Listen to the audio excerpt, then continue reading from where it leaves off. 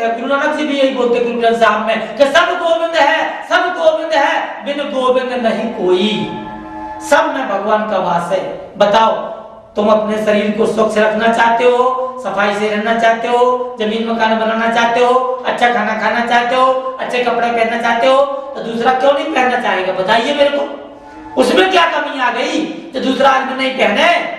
तो इस तरीके से जिसके अंदर की भावनाएं हैं, जिस मनुष्य के अंदर ऐसी भावना बहती है, वो कभी प्याज इकट्ठा नहीं करेगा। आज प्याज इकट्ठा करने लग गए लोग, काला बाजारी करने लग गए, टमाटर इकट्ठे करने लग गए, आलू इकट्ठे करने लग गए, अरबों कमाने लग गए हैं, करोड़ों कमाने लग गए। देखो तुम, जहां जहां जितनी भी कंपनियां हैं, अरबों खरबों कमाने में लगी हुई हैं।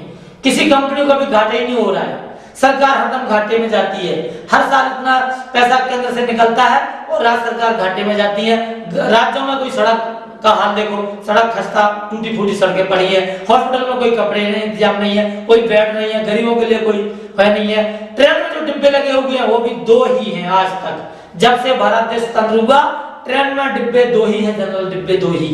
और एसी और 3 टायर और 2 टायर और स्लीपर कितने बन गए, लेकिन ट्रेन के डब्बे जनरल बॉडी 2 ही है। जबकि सारी बोर्ड गरीबों की है, गरीबों को ही मार रहे, गरीबों को ही टैक्स लगा रहे, गरीबों पे ही वैट है, गरीबों पे ही महंगाई है। अब तो मकानों पर भी टैक्स है, मकान भी बिना गरीब हो चाहे अमीर मकान का टैक्स देना पड़ेगा, रोटी का टैक्स देना पड़ेगा, रोड का टैक्स देना पड़ेगा, आटा का टैक्स देना पड़ेगा, खाने का टैक्स देना पड़ेगा, बिजली का, पानी का, सबका टैक्स है। और मजदूर मजदूरी कर करके 3000 रुपए कमाएगा महीने में, 100 रुपए रोज, 200 रुपए रोज, तो क्या टैक्स भरेगा? बताइए कैसे जीवन जिएगा? इसलिए लोग अत्याचार मच गया कलयुग में। बोलते हैं कलयुग कहाँ है, अंदर है। तो अभी देख लीजिए, आपकी जो 5 ज्ञानेंद्रियां हैं, 5 कर्मेंद्रियां, उन पर कंट्रोल किसी का नहीं रह गया है, केवल ज्ञान की बातें हैं। धर्माय दुष्ट थे, उनने 4 पाठ पढ़ाई करी थी। आज तक तो BA, MA, electronic, BCA, BTI, पता नहीं क्या क्या सी कितनी टाइप की पढ़ाई है, जो पूरा वर्ल्ड के लोग विदेश तक जाते हैं और पढ़ते हैं। लेकिन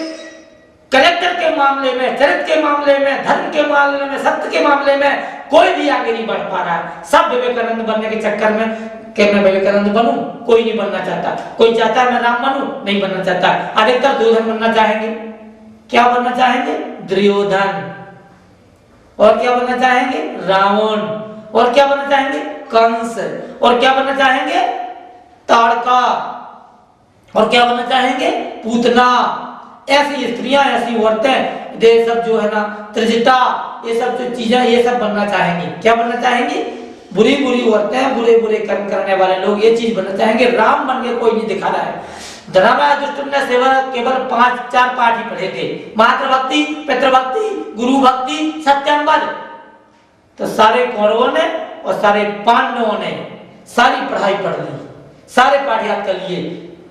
तो आज की पढ़ाई सारे पाठ याद करके कॉपी में लिखने की है, मुंह से बोलने की है, लेकिन उस पर चलने की कोई भी पढ़ाई नहीं सिखाई भारत देश के किसी भी शिक्षा अधिकारी ने, शिक्षा मंत्री ने, भारत देश के प्रधानमंत्री ने कोई ऐसी योजना नहीं लागू करी कि कोई राम बन के दिखाए, उनको पुरस्कार दिया जाए, कोई कृष्ण बन के दिखाए, कोई जो है ना हनुमान बन के दिखाए, कोई किरण बन के, दानवीर किरण बन के दिखाए, कोई जो है ना विवेकानंद बन के दिखाए। उनको कोई भी रिवार्ड, कोई भी इनाम, कोई भी ऐसे पाठ ही नहीं है जो उनको पढ़ाया जाए। क्या है? टेक्नोलॉजी, इलेक्ट्रॉनिक, ये वो, कंप्यूटर, सब कुछ है, लेकिन ये नहीं है। ये पढ़ाई क्यों नहीं है?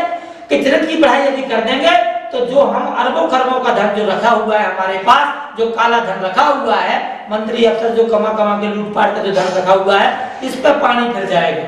इसलिए ये पढ़ाई का कोई भी पाठ नहीं डाला किसी भी शिक्षा मंत्री ने, मानवाधिकार वाले मंत्री ने। कितने मंत्री आए, कितने भी अफसर आए, कितने डीजीपी आए, कितने आईजीपी आए, कितने भी आए, लेकिन कोई कानून नहीं हुआ कि सच पर चलने वाले आदमी को रिवार्ड प्रस्तुत किया जाए। ना आज दिन तक हुआ, ना होगा, ना होने वाला है। किसको देने वाले हैं?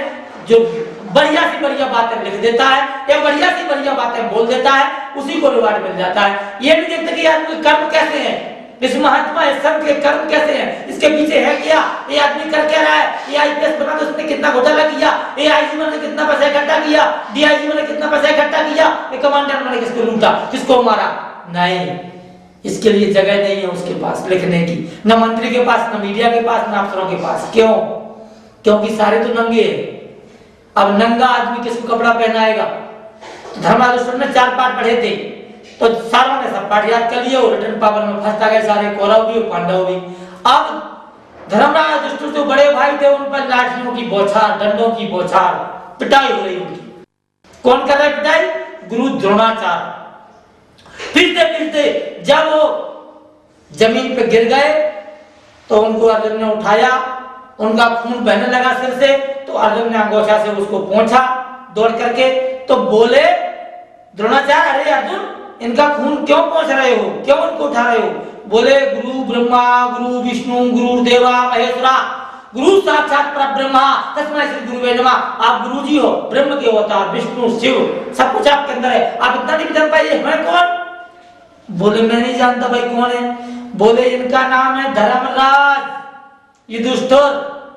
हम सब लोगों ने तो पाठ पढ़ दिए, परीक्षाएं दे दी, रिटन पावर कर दिया, वाइवा दे दिया, मौखिक टेस्ट दे दिया, सारे टेस्ट दे दिए, लेकिन उनके अनुसार एक भी नहीं चल रहे हम लोग। बोले कैसे? बोले देखो पहला अध्याय है आपका मातृभक्ति, माता की ये भक्ति करते हैं, माता के बिना पूछे कोई काम भी नहीं करते, माता जी जो बोलती हैं वो पहले उनकी बात मानते हैं। पितृभक्ति तो पिताजी पहले चल बसे हमारे, पांडु का निधन पहले हो गया था, महाभारत की कथा है ये, चलो मैं उस पर जाना नहीं चाहता, नहीं तो बहुत लंबा टॉपिक हो जाएगा। उनको श्राप मिल गया था, उन्होंने बचपन में तीरंदाजी करने गए थे, शिकार खेलने, तो वहां पर पति पत्नी भेष में एक जो है ना ऋषि मुनि और उनकी पत्नी दिन में संभोग करने की इच्छा हुई, तो दिन में कभी मनुष्य संभोग नहीं करता, शास्त्र में वर्जित है कि दिन में संभोग करना मना है, इसलिए उन्होंने दिन में क्या किया, हिरणी का रूप बनाया, उन्होंने हिरणा का रूप बनाया। यहाँ से देखा उन्होंने झाड़ी में हिरणा हिरणी खड़े हैं, तो इन्होंने हिरणी को देखा नहीं, हिरण को देखा, झाड़ी की आग में उन्होंने बाण मारा, बाण मारते ही वो दोनों बाण में बिध गए और उनको मृत्यु को प्राप्त हुए। उन्होंने साधु वेश धारण कर लिया, अपना हिरणा का रूप छोड़ करके और हिरणी का रूप छोड़ के, और उनको श्राप दिया पांडु को, धृतराष्ट्र के छोटे पुत्र को जिनका नाम पांडु था, कि आप जब भी पत्नी से संभोग करोगे आपकी मृत्यु हो जाएगी। मैं भी संभोग नहीं कर पाया, इसलिए